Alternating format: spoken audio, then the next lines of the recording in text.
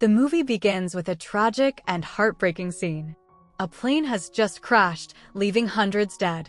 Amid the chaos, a young boy named Shinichiro miraculously survives.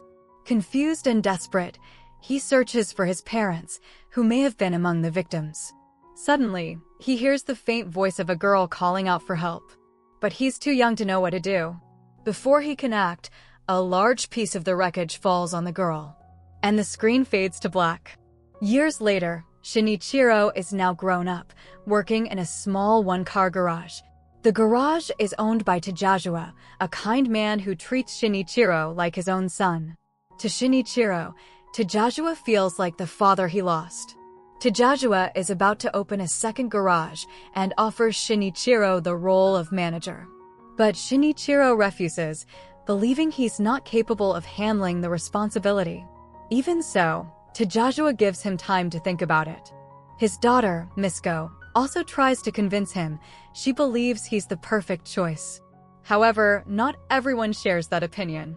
Another worker, Kaneda, is jealous of the attention and trust Tajajua gives Shinichiro.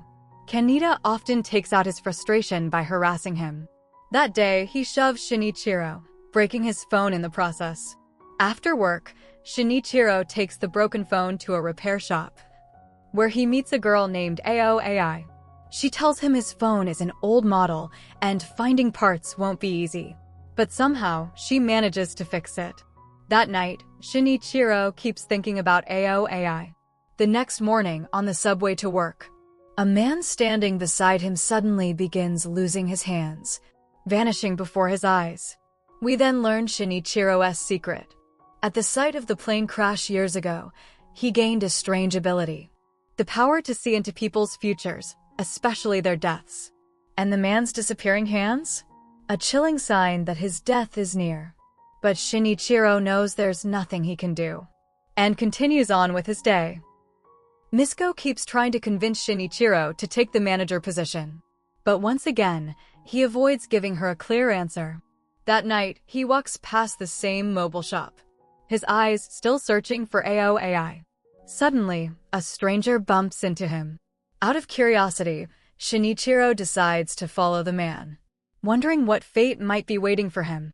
A few blocks later, a speeding car hits the man. Shinichiro stands frozen, regret flooding over him. He couldn't do anything to save him. The next day, still troubled, Shinichiro asks Misko, if someone had the power to see the future, to know exactly when and how people will die, what should they do? Misko's answer is firm. That's not a power. It's a curse. No one needs something like that. Later, Shinichiro notices his phone is broken again. He returns to Aoi's shop for repairs. But this time, he's horrified to see her hands, slowly disappearing. It's the same sign he's seen before. Death is close. Determined to save her, he calls Aoi and asks to meet after work. At first, she hesitates, but finally agrees to meet him at a coffee shop. When Shinichiro arrives, he notices her hands are back to normal. Relieved, he sits down as Aoi asks why he called her. He considers telling her the truth, that he can see the future, but fears she won't believe him. Instead, he apologizes and leaves. On his way home, a sharp pain shoots through his chest.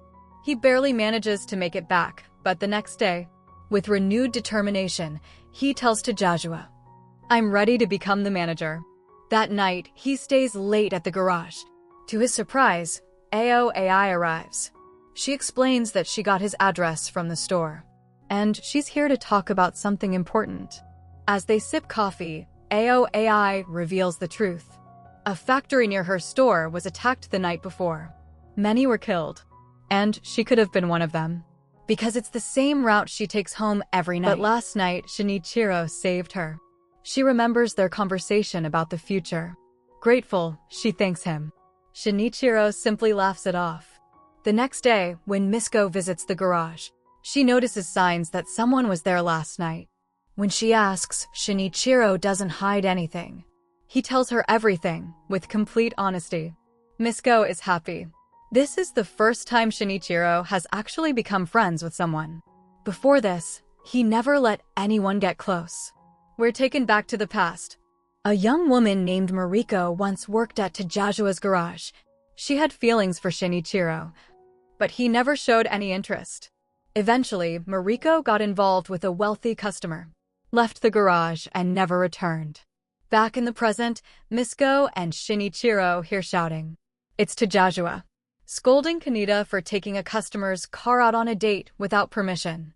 Instead of apologizing, Kaneda turns his anger on both Tajajua and Shinichiro, even going so far as to hit Shinichiro. In response, Tajajua lands a powerful punch and fires Kaneda on the spot. As Kaneda storms out, Shinichiro notices something terrifying. Tajajua's hands, disappearing. It can only mean one thing: his life is in danger.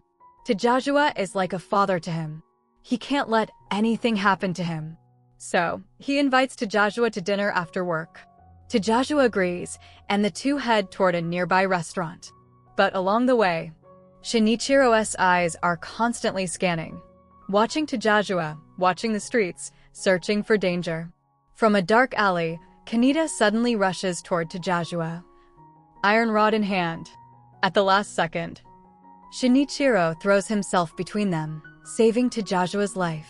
But the effort triggers a severe heart attack, and everything goes black. Shinichiro wakes up in a hospital bed. Misko tells him Tajajua has forgiven Kaneda, who realized his mistake. Dr. Takeo examines Shinichiro, suggesting the attack may have been caused by extreme stress. But then, out of the corner of his eye, Shinichiro spots a little girl, slowly disappearing. Without thinking, he gets up and starts following her. Before Shinichiro can follow the disappearing girl, Dr. Takeo stops him. "Did you see that girl vanish too?" he asks. Later, on the hospital rooftop, Takeo reveals the truth. He also has the same ability. It's called the Fortune Eye. But we're just ordinary people, Takeo warns. We're not gods. We have no right to change anyone's fate. If you interfere, you put your own life in danger. That could even be why you had your heart attack. So, whatever is meant to happen, let it happen. Shinichiro leaves deep in thought. The next day, he calls AOAI and confesses his feelings, but she walks away without answering. Surprisingly, the very next day, she agrees. They start meeting often, and their relationship grows stronger. Meanwhile, Kaneda returns to Tajajua, asking for his job back. Shinichiro speaks on his behalf, and Tajajua rehires him. Kaneda is grateful to both of them. The next day, Shinichiro buys a pair of rings for himself and AOAI. During a hospital checkup, the doctor warns him, "Next time you have a heart attack, it could kill you." Back at the garage, a customer arrives. None other than Mariko's old boyfriend. Shinichiro asks about Mariko, but the man speaks badly about her and about Shinichiro. He stays calm. When the man returns the next day to pick up his car, Shinichiro sees it, his hands fading away. Death is coming.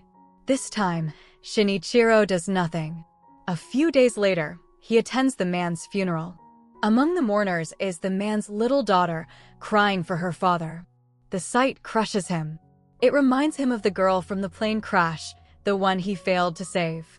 The next day, he sits in a park, lost in thought. Nearby, kindergarten children play with their teacher. A little girl approaches him, asking for a ball, but her body begins to vanish. Then, to his horror, the other children, and even their teacher, start disappearing too. He quickly checks the children's hands, but the teacher misunderstands, thinking he's acting suspiciously. She gathers the children and leaves. In her hurry, she drops a letter. Shinichiro picks it up. It's from the school. A notice about a class trip by train. His heart sinks. Something is terribly wrong.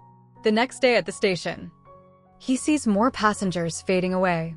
It confirms his fear. The train leaving at 7:30 a.m. tomorrow will be in a deadly accident.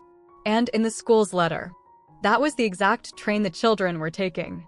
Then it hits him, AOAI also takes that train. Her life is in danger too. That night, he rushes to her home, relieved to find her safe. To keep her away from the accident, he invites her on a 3-day trip. She hesitates, then agrees. Shinichiro is relieved, but he still has to save the children and the other passengers. He calls the school to cancel the trip, but without a solid reason. The authorities refuse. That evening, Shinichiro sits down to write a letter to AOAI. In it, he tells her the truth about everything, including a false reason for the canceled trip, and pours out how much he loves her. But the next morning, all his plans collapse. AOAI sends him a message. Her coworker is sick, so she has to go to the store. Shinichiro's heart races. He runs out of the house toward the station, but the police are waiting. The school teacher had filed a complaint against him, accusing him of inappropriate behavior with the children.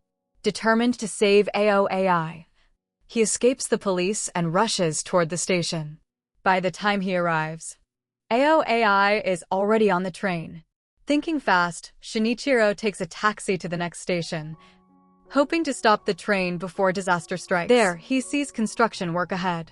In that instant, he understands.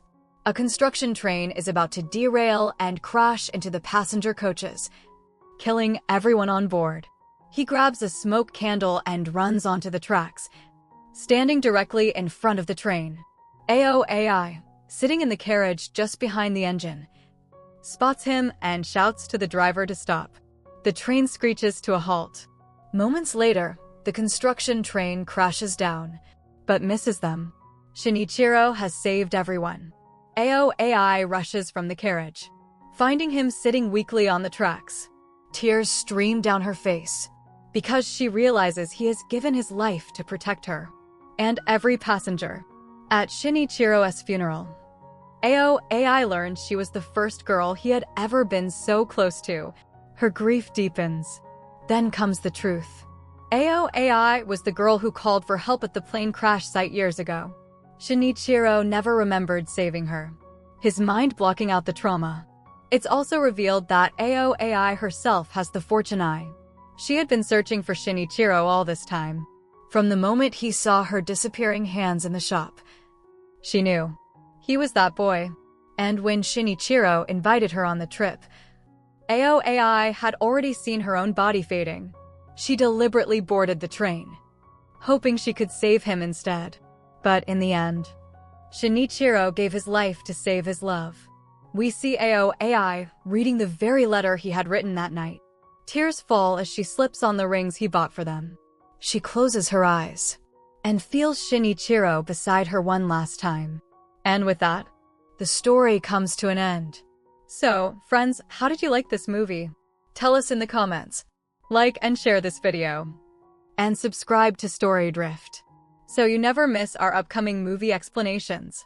See you in the next video.